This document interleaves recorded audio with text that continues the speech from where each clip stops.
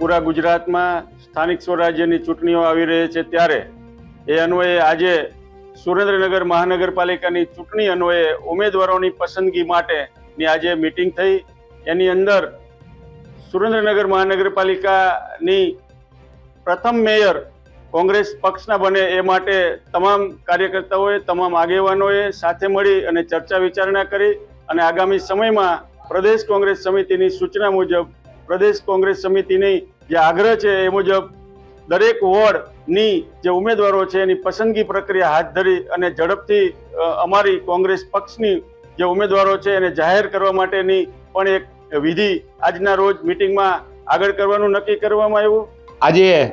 પ્રથમ સેન્સ દિવસનો પ્રથમ દિવસ છે ત્યારે આપણે જોઈ શકો એમ ઘણી બધી મોટી સંખ્યામાં આજે અમારા કોંગ્રેસી કાર્યકર્તાઓ રહ્યા એ પસંદગી માટે થઈ અને આ સર્કિટ હાઉસે આજે આજ પસંદગીના કાર્યક્રમમાં પધારી રહ્યા છે અને તમામ જબરજસ્ત જ્વલંત જુસ્સા સાથે અને ઉમંગ સાથે કે હજુ વખતે કે આ ભારતીય જનતા પાર્ટીથી કંટાળી ગયેલી આજે સુરેન્દ્રનગરની જનતા છે એમના ઘર ઘર સુધી ભય ભૂખના ભ્રષ્ટાચારના પ્રશ્નો લઈ અમે ઘર ઘર સુધી જઈશું અને ઘર ઘર સુધી અમે અમારો કોંગ્રેસનો મેસેજ પહોંચાડીશું।